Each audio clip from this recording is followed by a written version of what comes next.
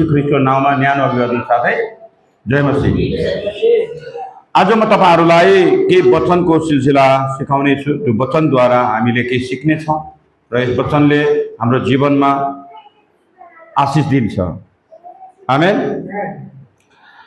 आजको विषय छ परमेश्वरलाई छोडेर मूर्ति पूजा गर्दा आउने विनाश र साँचो परमेश्वर तर्फ फर्किने बोलाव। आमेन। अनि परमेश्वरलाई छोडेर मूर्ति पूजा गर्दा आउने विनाश र साँचो परमेश्वरलाई पश्चाताप गरेर फर्किनको परमेश्वरले बोलावट गर्नुभएको छ। अनि हामी संसारमा छौं, जे पनि गरेका हुन्छौं, हामी संसारमा छौं, मानिस छौं। मानिसले जब जीवन परमेश्वरलाई छोडेर मूर्ति र संसार र पाप र झुटमा अनि झुटका देवताहरूको साँची पछ्याउँदछन्, तब जीवनमा अन्धकार र दुःख र पीडा त्यहाँबाट सुरु हुन्छ। अनि त्यहाँबाट हाम्रो घरमा विनाश आउने सुरु हुन्छ।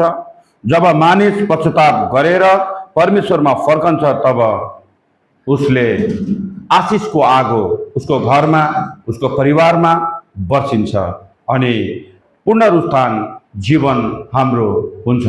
संसारमा हामी पापमै जन्मियौं, पापमै हुर्क्यौं र पापबाट मुक्ति पाउनलाई, पापबाट स्वतन्त्र हुनलाई, पापबाट छुटकारा हुनलाई आज हामी प्रभु यीशु ख्रीष्टलाई खोज्ने र उहाँलाई पाउने मौका पायौं। आमेन। हामी अझै पनि विश्वासीहरू छौं। हामी अझै पनि दाजुभाइ दिदीबहिनीहरू, परमेश्वरका जनहरू विभिन्न ठाउँमा हुनुहुन्छ।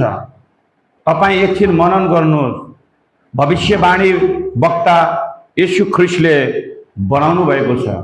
संसारको सबैभन्दा ठुलो चंगाईकर्ता बनाउनु भएको छ। बुझ्नुभयो नि? शिक्षक बनाउनु भएको छ। उहाँले 9वटा वरदान जो बनाउनु भएको छ, त्यो 9वटा वरदान हाम्रो जीवनमा संसारमा कसैलाई पनि दिएको छैन। हालेलुया। त्यसकारणले म तपाईहरुलाई के भन्न चाहन्छु, विनम्र भन्दा अनुरोध गर्न चाहन्छु, डाक्टरों का डाक्टर, वैदों का वैद परमेश्वरका पुत्र यीशु ख्रीष्ट हुनुहुन्छ। आमेन। अघि मैले तपाईहरुलाई केही सन्देशहरू दिए। मैले राति जब 3 बजे उठेर एकान्त ठाउँमा फोन प्रार्थना गरिरहँदा अनि परमेश्वरले त्यो आवाज मलाई दिनुभयो। आज तपाईहरुको जीवनमा पनि त्यो आवाज आउँछ। अनि हामीहरू के सोच्छौं, कसरी सोच्छौं, के बुझ्छौं, हामी साँचो परमेश्वरलाई बुझ्नबाट, साँचो परमेश्वरलाई चिन्नबाट हामी अलग भएका छौं। कति विश्वासीहरू त धामी झाँक्रीकोमा गएर त्यहाँनेर तन्त्र मन्त्र जोखाना हेराउने कामहरू गर्नुहुन्छ। कति विश्वासीहरू बाहुनकोमा गएर जोखाना हेराउने काम गर्नुहुन्छ। हालेलुया। तर यो बाइबलले स्पष्ट भन्छ, तन्त्र मन्त्र जोखाना हेर्ने काम तिमीहरूको होइन। यसलाई पूर्ण रूपले इन्कार गरिदियो।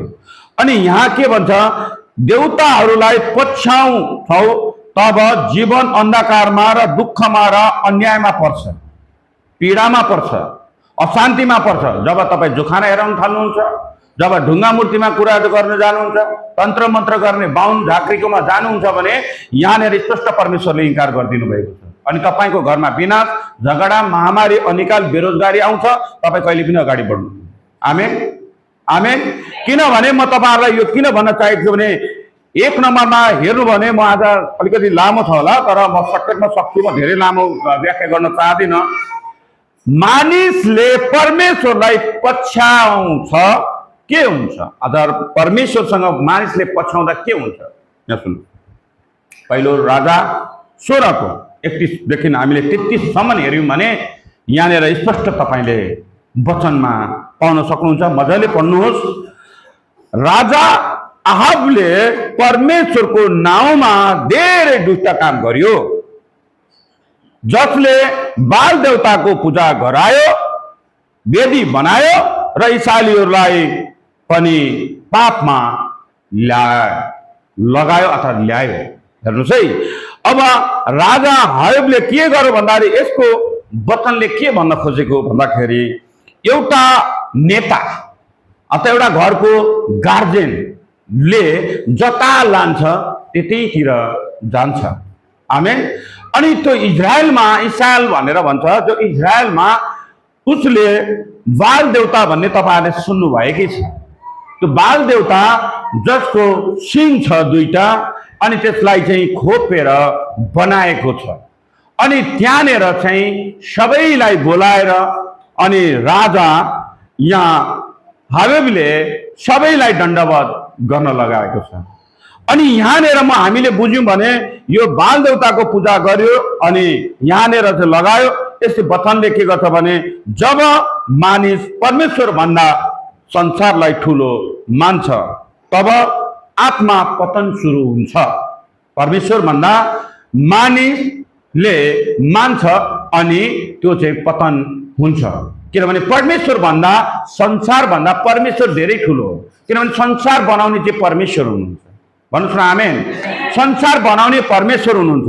अनि मानिसले बनाएको खोपेर बनाएको चिजलाई दण्डवत गर्ने र मानिसले खोपेर बनाएको चिजलाई चाहिँ प्रणाम गरेर अनि त्यहाँनिर चाहिँ होम बलिहरू गर्ने चालु गराएको छ। म तपाईँलाई त्यहाँ पनि लान्छु है। तर यो वचनबाट हामीले के सिकिन्छ भन्दाखेरि जब मानिस संसार भन्दा परमेश्वर भन्दा संसारलाई ठुलो मान्छ तब मानिसको पतन त्यहाँबाट सुरु हुन्छ। अब यस वचनबाट तपाईँले मैले बुझ्नु कहाँ छ भन्दाखेरि तन्त्र मन्त्र धामी झाँक्री र त्यसै गरेर आजा पूजाहरू र पण्डितकोमा गएर तपाईँको जोखाना र तपाईँको जन्म कुण्डली हेराउनुभन्दा परमेश्वरलाई तपाईँले दिनुभयो भने राम्रो हो। आमेन। त्यसर्थ म तपाईँहरूलाई यिर्मयाको पुस्तकमा लान्छु। यिर्मयाको पुस्तकबाट यिर्मयाले अगमवक्ताले के भनेका छन् त यिर्मया 32:35 भनेको छ मानिसले बाल देवताको निम्ति आफ्नो छोराछोरी सम्म बलि चढाए। यसको अर्थ म तपाईँहरूलाई के भन्न सक्छु भने पापले मानिसलाई निर्दयी बनाउँदछ। परमेश्वरलाई छोड्दा मानिसको विवेक मर्दछ। बुझ्नुभयो नि। पापले मानिसलाई निर्धक्क बनाउँदछ। परमेश्वरलाई छोड्दा मानिसको विवेक मर्दछ। शैतानले सधैँ विनाशतर्फ तपाईँ र मलाई लैजाँदछ। अनि म तपाईँलाई यसको अर्थ के भन्न खोजेको भन्दाखेरि जब हामीलाई विनाशमा लैजाँदा त्यो समय के हुन्थ्यो भने बाल देवतालाई चाहिँ पूजा हुन्थ्यो। अनि पूजा भइसकेपछि घरमा छोराछोरीहरू बच्चाहरू हुन्थ्यो। अनि बच्चाहरू हुँदाखेरि त्यहाँनिर बच्चाहरूलाई होम बलिहरू गरिन्थ्यो। बच्चाहरूलाई पनि त्यहाँ चाहिँ जलाइन्थ्यो, आगोमा जलाइन्थ्यो। त्यो राजाले चाहिँ त्यो बच्चाहरूलाई अब त्यो आमालाई त्यो बाउलाई कस्तो होला आफ्नो सानो बच्चालाई हाम्रै बच्चालाई हेरौँ त्यो बच्चालाई गोदमा लिएर अनि त्यहाँनिर चाहिँ होम बलि गरेर चढाउँदथे। अनि क्यारे आमा बाउ यता फर्किन्थे अनि अझै क्यारे डम्बरी डिम्फुहरू बजाएर त्यो बच्चा अब त्यो आगोमा पर्दा कस्तो कालिन्थ्यो होला, कति चिल्लाउनु त मरे आमा भन्थ्यो होला, के हुन्थ्यो होला है, चिल्लाउँथ्यो कराउँथ्यो होला। त्यो आवाज आमाको कानमा पुग्छ र आमा र बाउ रुन्छन् अथवा मन फुट्छ भनेर ठुलो ठुलो ढोलहरू बजाउँदथे। बुझ्नुभयो नि। ठुलो ठुलो ढोलहरू बजाएर अनि त्यो बच्चालाई यहाँनिर बाल देवतालाई अर्पण गर्दथे। अब यहाँबाट कथा सुरु हुन्छ अनि तपाईँको जीवनमा पुरा हुन्छ। जहिले पनि बुझ्नुहोस्, कथालाई मनन गर्नुहोस्। अनि कथाले के भन्न खोज्छ हाम्रो जीवनमा सुन्दर ठाउँमा पुर्याउन खोज्छ। आमेन।